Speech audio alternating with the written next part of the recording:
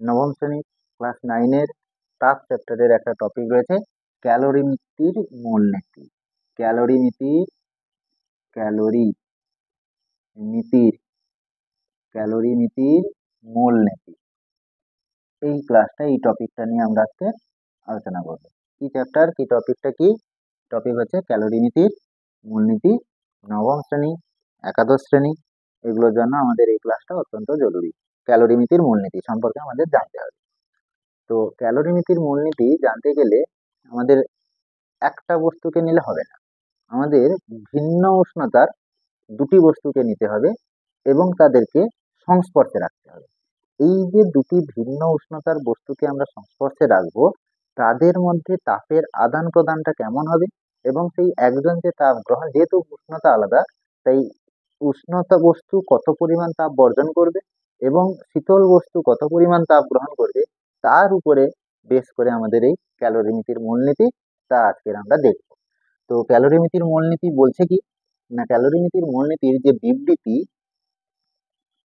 বিবৃতি অর্থাৎ সূত্র, যেটা বিবৃতি, সেটা বলছে দুটি ভিন্ন বস্তু, দুটি ভিন্ন উষ্ণতার বস্তু পরস্পরের সংস্পর্শে থাকবে, কিন্তু পরিবেশের সঙ্গে তাদের কোনো রকম তাপের আদান প্রদান হবে না। মানে মানে হচ্ছে উষ্ণ যে বস্তুটা, এইখানে ধরো এই হচ্ছে একটা বস্তু, আমার এই হাতটা হচ্ছে একটা বস্তু, এই হাতটা আর একটা বস্তু, এই হাতটা হচ্ছে আমার উষ্ণ বস্তু, এই হাতটা হচ্ছে আমার শীতল বস্তু। তাহলে এই দুটো বস্তু আছে কোথায়? পরিবেশের মধ্যে রয়েছে। এখন আমি উষ্ণ বস্তুকে যদি আমি পরিবেশে রাখি, তাহলে উষ্ণ বস্তু পরিবেশে তাপ বর্জন করবে। আবার শীতল বস্তুকে যদি আমরা পরিবেশে এখানে রাখি, মানে এই রুমের মধ্যে আমরা যদি রাখি, তাহলে সেক্ষেত্রে সে কি করবে? এই শীতল বস্তুটা পরিবেশ থেকে তাপটাকে শোষণ করবে। আমাদের ধরে নিতে হবে উষ্ণ বস্তু পরিবেশে তাপ বর্জন করবে না, শীতল বস্তু পরিবেশ থেকে তাপটাকে গ্রহণ করবে না। এরূপ অবস্থায় ক্যালোরিমিতির মূলনীতি প্রযোজ্য। তাহলে ক্যালোরিমিতির মূলনীতি বলছে কি না, বলছে হচ্ছে ভিন্ন উষ্ণতার দুটি বস্তু, ভিন্ন উষ্ণতার ভিন্ন উষ্ণতার দুটি বস্তু, দুটি একাধিকও হতে পারে, আমি দুটি বস্তুর কথাই বলছি। ভিন্ন উষ্ণতার দুটি বস্তু পরস্পরের পরস্পরের সংস্পর্শে থেকে সংস্পর্শে দুটি বস্তু পরস্পরের সংস্পর্শে থেকে থেকে পরিবেশের সঙ্গে পরিবেশের সঙ্গে তাপের আদান প্রদান না করলে আদান প্রদান না করলে উষ্ণ বস্তু দ্বারা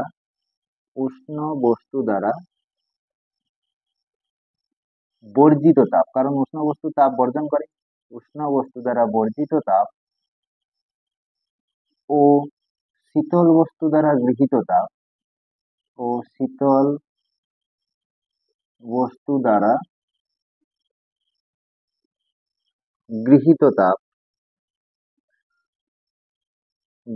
তাপ সমান হবে। এইটা হচ্ছে আমাদের ক্যালোরিমিতির মূলনীতির বিবৃতি।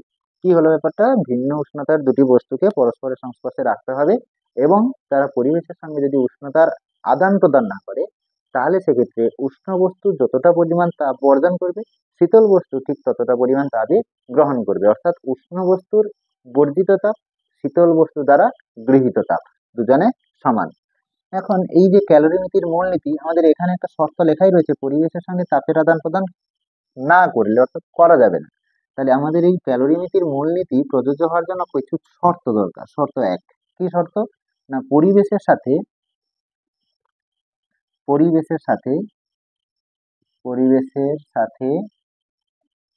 তাপের আদান প্রদান হবে না,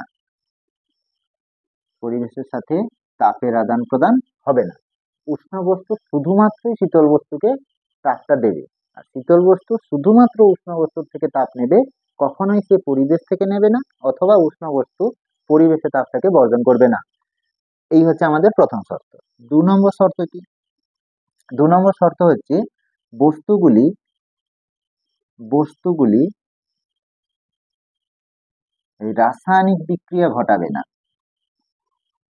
রাসায়নিক বিক্রিয়া রাসায়নিক বিক্রিয়া ঘটাবে না। বস্তুগুলি রাসায়নিক বিক্রিয়া ঘটাবে না।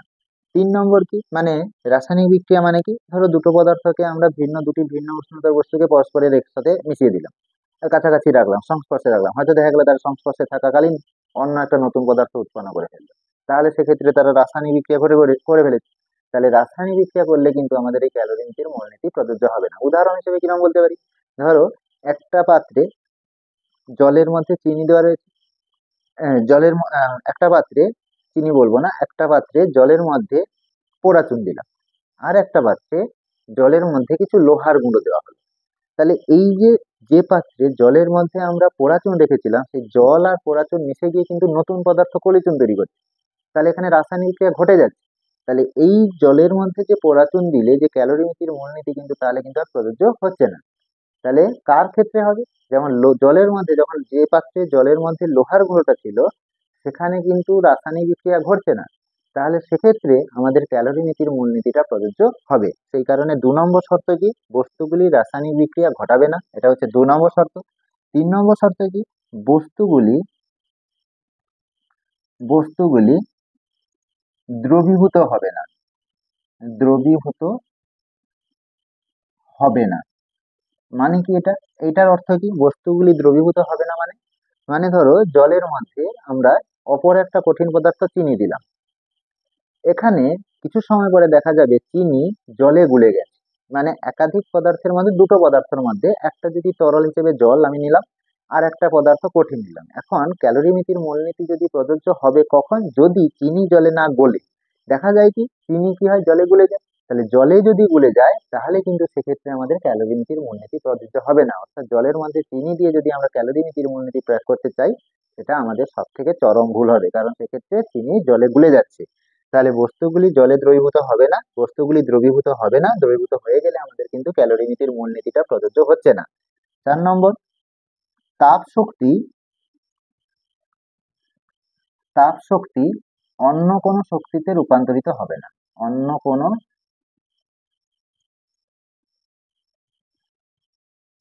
শক্তিতে রূপান্তরিত রূপান্তরিত হবে না। এই হচ্ছে আমাদের শর্ত। মানে তাপ শক্তিটা, দুটি বস্তুকে আমরা সংস্পর্শে রাখলাম, তাহলে উষ্ণ বস্তু তাপ দেবে শীতল বস্তুকে, শীতল বস্তু তাপ নেবে উষ্ণ বস্তুর কাছ থেকে। এখন দেখা গেল হঠাৎ করে কোনো কারণে তাপ এই আদান প্রদান করতে তাপটা অন্য কোনো শক্তিতে রূপান্তরিত হয়ে যাচ্ছে, তাহলে তো উষ্ণ বস্তু শীতল বস্তুকে তাপই দিতে পারলো না, কারণ সে তো অন্য কোনো শক্তিতে চলে গেল। সেক্ষেত্রে এই তাপ শক্তি অন্য কোনো শক্তিতে আমাদের রূপান্তরিত হবে না। এটা কিন্তু আমাদের ক্যালোরিমিতির মূলনীতির অন্যতম একটা কিন্তু শর্ত। এই হচ্ছে আমাদের 4টে শর্ত গেল ক্যালোরিমিতির মূলনীতি প্রযোজ্য হওয়ার। এই হচ্ছে আমাদের 4খানা শর্ত। এখন গাণিতিক ক্যালকুলেশন দেখবো, এই ক্যালোরিমিতির গাণিতিক ক্যালকুলেশন, গাণিতিক সমীকরণটা দেখি কি ব্যাপারটা। উষ্ণ বস্তু কি পরিমাণ তাপ বর্জন করবে এবং শীতল বস্তু কি পরিমাণ তাপ গ্রহণ করবে, এবং তারা যে সমান হবে সেটা আমরা একটা গাণিতিক ক্যালকুলেশনের মধ্যে দেখব। কি করব আমরা তার জন্য? না, দুটি বস্তু আমরা ধরে নিই। আমরা দুটি বস্তু মনে করি, এই হচ্ছে একটা বস্তু, এ হচ্ছে আমাদের উষ্ণ বস্তু। এর সংস্পর্শে আমরা একটা কি রেখেছি? শীতল বস্তুকে রেখে দিয়েছি। শীতল বস্তু এখন সংস্পর্শে আছে মানে কি? তার মানে উষ্ণ বস্তু যেহেতু সে তাপটাকে ছাড়বে, অর্থাৎ বর্জন করবে। শীতল বস্তু কি করবে? ওই তাপটাকে গ্রহণ করে নেবে। কার তাপটাকে? যে তাপটা উষ্ণ বস্তু ছেড়েছিল, শীতল বস্তু সেই তাপটাকে গ্রহণ করবে। যদি না পরিবেশের সঙ্গে তাপের কোনো আদান প্রদান ঘটে, তবেই কিন্তু আমাদের ক্যালোরিমিতির মূলনীতিটা প্রযোজ্য হবে। তাহলে তাপটা যাবে কোন দিক থেকে কোন দিকে? এই উষ্ণ বস্তু থেকে শীতল বস্তুর দিকে তাপটা সঞ্চালিত হতে থাকবে। এখন উষ্ণ বস্তুর ভর আমরা ধরে নিচ্ছি m1, শীতল বস্তুর ভর ধরে নিচ্ছি m2। উষ্ণ বস্তুর আপেক্ষিক তাপ, যেহেতু উপাদান আলাদা, একই হলেও হতে পারে, উপাদান একই হতে হতে পারে, তাহলে সেক্ষেত্রে দুজনের আপেক্ষিক তাপ সমান। আর যদি ভিন্ন উপাদান হয় তাহলে তাদের আপেক্ষিক তাপ আলাদা, আমি ধরে নিচ্ছি আলাদা। উষ্ণ বস্তুর আপেক্ষিক তাপ S1, শীতল বস্তুর আপেক্ষিক তাপ S2।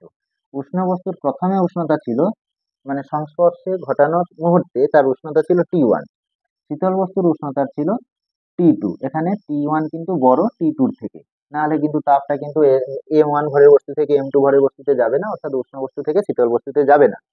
তাহলে উষ্ণ বস্তুর উষ্ণতা প্রথমে সংস্পর্শ ঘটানোর সময়, সেই সময় উষ্ণতা কত T1, শীতল বস্তুর উষ্ণতা কত ছিল যখন যেই মুহূর্তে সংস্পর্শ ঘটানো হয় সেই মুহূর্তে তার উষ্ণতা হচ্ছে T2। এখন কি হচ্ছে, সংস্পর্শ করে দেওয়ার ফলে দুজনের মধ্যে তাপের আদান প্রদান হচ্ছে, একজন তাপ ছেড়ে যাচ্ছে, একজন তাপ গ্রহণ করে যাচ্ছে। এইটা কতক্ষণ চলবে? এইটা চলবে যতক্ষণ না দুজনের তাপমাত্রা অর্থাৎ উষ্ণতা সমান হয়।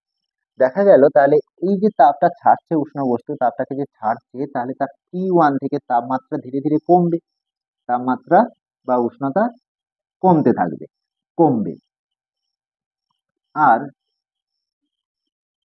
শীতল বস্তু তার যে তাপমাত্রা T2 ছিল, সে যেহেতু এখন তাপ গ্রহণ করছে, তাহলে কিন্তু তার তাপমাত্রা ধীরে ধীরে বাড়বে, T2টা বাড়তে থাকবে, বাড়বে। উষ্ণ বস্তুর তাপমাত্রা T1 থেকে ধীরে ধীরে কমবে, শীতল বস্তু তাপ গ্রহণ করে যাচ্ছে, তাহলে তার তাপমাত্রা ধীরে ধীরে T2 থেকে বাড়তে থাকবে। এবারে এই যে কমছে, কমতে কমতে কতক্ষণ কমবে, বাড়তে বাড়তে কোন উষ্ণতায় গিয়ে থামবে, বা কখন সে তাপটা আর নেবে না?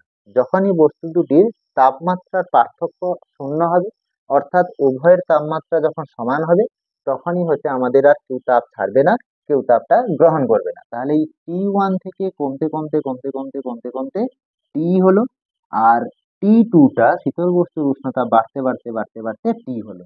যেই মুহূর্তে এই টি হয়ে যাবে, সেই মুহূর্তে এই দুজনের মধ্যে তাপের আর কোনো রকম ভাবে আদান প্রদান হবে না, অর্থাৎ দুজন তাপীয় সামনে চলে এলো। এই টিটাকে হচ্ছে বলা হচ্ছে চূড়ান্ত উষ্ণতা, চূড়ান্ত উষ্ণতা, ফাইনাল টেম্পারেচার, চূড়ান্ত উষ্ণতা। আমরা এই টিটা মানে T1টা বাড়তে কমতে কমতে টি হলো, আর T2 বাড়তে বাড়তে টি হলো। টিটা কি? দুজনের তাপীয় সাম্যের তাপমাত্রা। যেই মুহূর্তে দুজনের তাপের আদান প্রদান বন্ধ হয়ে গেল, দুজনের তাপমাত্রা সমান হয়ে গেল, টি হয়ে গেল, সেই সময় তাপমাত্রার পার্থক্য শূন্য হলো, আর তাপের আদান প্রদান হচ্ছে না। এখন কি করব আমরা? উষ্ণ বস্তু, উষ্ণ বস্তু, উষ্ণ বস্তু দ্বারা, উষ্ণ বস্তু তাপ বর্জন করে, তাহলে উষ্ণ বস্তু দ্বারা বর্জিত তাপ, বর্জিত তাপ ধরে নিচ্ছি H1, সে H1 পরিমাণ তাপটাকে বর্জন করছে। বর্জন তাপ গ্রহণ বা বর্জনের রাশিমালা আমরা পড়েছি আপেক্ষিক তাপের ক্লাসে, H সমান mST। তাহলে এক্ষেত্রে আমাদের এই যে বর্জিত তাপ, উষ্ণ বস্তু তাপ বর্জন করবে, তার মানে উষ্ণ বস্তু দ্বারা বর্জিত তাপ H1 সমান কি হবে? m ভর, ভর মানে আমাদের m1 ধরা হয়েছিল, s মানে আপেক্ষিক তাপ, S1, T মানে কি বলেছিলাম? T মানে বলেছিলাম উষ্ণতা নয়, উষ্ণতার পার্থক্য। কার উষ্ণতার পার্থক্য? উষ্ণ বস্তুর উষ্ণতার পার্থক্য ছিল কত? T1, সেটা কমতে কমতে কত হয়েছে? T হয়েছে। তাহলে উষ্ণতার পার্থক্য কত? T1 থেকে কমে গেছে T মাইনাস টি, বেশি কোনটা? T1 প্রথমে যখন ছিল সংস্পর্শ ঘটানো হয়েছিল তখন T1 বেশি ছিল, ধীরে ধীরে তাপ ছাড়ার ফলে তার উষ্ণতা কমে গেছে, টি তে এসেছে ঠেকেছে, তার মানে T1 থেকে কমে সেটা কি হলো? টি হলো। তাহলে উষ্ণতার পার্থক্য T1 মাইনাস টি। শীতল বস্তু দ্বারা, শীতল বস্তু দ্বারা গৃহীত তাপ, গৃহীত তাপ H2 সমান, H2 সমান শীতল বস্তুর ভর M2, শীতল বস্তুর আপেক্ষিক তাপ S2। উষ্ণতার পার্থক্য ছিল কত আমাদের? সংস্পর্শে থাকা, যেই মুহূর্তে সংস্পর্শে রাখা হয়েছিল তার উষ্ণতা ছিল T2, যেহেতু তাপ সে গ্রহণ করেছে, ধীরে ধীরে T2 থেকে তাপমাত্রাটা তার তাপমাত্রাটা তার বেড়ে টি হয়েছে। তাহলে এক্ষেত্রে বেশি কি? বেশিটা হচ্ছে টি, বেড়েছে তো বেড়ে হয়েছে টি, তার মানে টি বড়। ছিল কোনটা? T2, ছোট, তাহলে তো উষ্ণতার পার্থক্য কত? টি মাইনাস T2। ক্যালোরিমিতির মূলনীতি কি বলছে? ক্যালোরি মিতির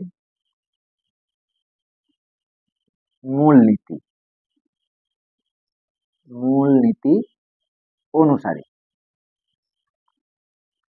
ক্যালোরিমিতির মূলনীতি অনুসারে, ক্যালোরিমিতির মূলনীতি আমরা একটু আগে বিবৃতি পড়েছি যে পরিবেশের সঙ্গে তাপের আদান প্রদান হবে না, রাসায়নিক বিক্রিয়া করছে না, কেউ দ্রবীভূত হয়ে যাচ্ছে না, তাপ শক্তি অন্য কোনো শক্তিতে রূপান্তরিত হচ্ছে না, তাহলে ক্যালোরিমিতির মূলনীতি অনুসারে আমরা কি বলতে পারি? উষ্ণ বস্তু দ্বারা বর্জিত তাপ সমান শীতল বস্তু দ্বারা গৃহীত তাপ, অর্থাৎ H1 সমান H2, বা দিয়ে H1 মানে উষ্ণ বস্তু দ্বারা বর্জিত তাপ, এই যে মান M1 S1 T1 minus T সমান H2 মানে M2 S2 T minus T2। এই যে উষ্ণ বস্তু দ্বারা বর্জিত তাপ শীতল বস্তু দ্বারা গৃহীত তাপ সমান, এই হচ্ছে আমাদের ক্যালোরিমিতির মূলনীতির গাণিতিক রূপ। গাণিতিক রূপ, গাণিতিক রূপ, এটা দিয়ে আমাদের প্রচুর অঙ্ক করতে হবে, প্রচুর অঙ্ক করতে হবে, অনেক অঙ্ক হবে আমাদের এই ক্যালোরিমিতির মূলনীতি দিয়ে। অর্থাৎ উষ্ণ বস্তু দ্বারা বর্জিত তাপ শীতল বস্তু দ্বারা গৃহীত তাপ যে সমান, এইটা দিয়ে আমরা অনেক অঙ্ক করব। এই হচ্ছে আজকের ক্লাসে আমরা শিখলাম ক্যালোরিমিতির মূলনীতির বিবৃতি, কখন এই ক্যালোরিমিতির মূলনীতি প্রযোজ্য হবে, উদাহরণ দিলাম কয়েকটা, তার গাণিতিক ক্যালকুলেশন, এবং সেখান থেকে কিছু অঙ্ক। তোমরা যদি চাও আরো কিছু অঙ্ক দেখাতে, তাহলে আমাদেরকে কমেন্ট করে জানাও। দেখার পরে কমেন্ট করবে, নিচে কমেন্ট সেকশন থাকবে, সেখানে তোমরা কমেন্ট করে জানাও যে আরো বেশি বেশি আমরা ক্লাস চাই, আমরা অঙ্ক চাই, তাহলে সেই মতো আমরা তোমাদেরকে অঙ্কের ক্লাসগুলো করাতে পারবো এই ক্যালোরিমিতির মূলনীতির উপর ভিত্তি করে। আর তোমরা যদি কেউ নতুন হয়ে থাকো আর আমাদের ক্লাস যদি ভালো লাগে, তাহলে সাবস্ক্রাইব করতে ভুলো না, সাবস্ক্রাইব করে দাও এবং পাশে থাকা বেল আইকন প্রেস করো, তাহলে খুব সহজেই তোমরা আমাদের পরবর্তী যে ভিডিওগুলো আসবে সেগুলো তোমরা খুব সহজেই পেয়ে যাবে।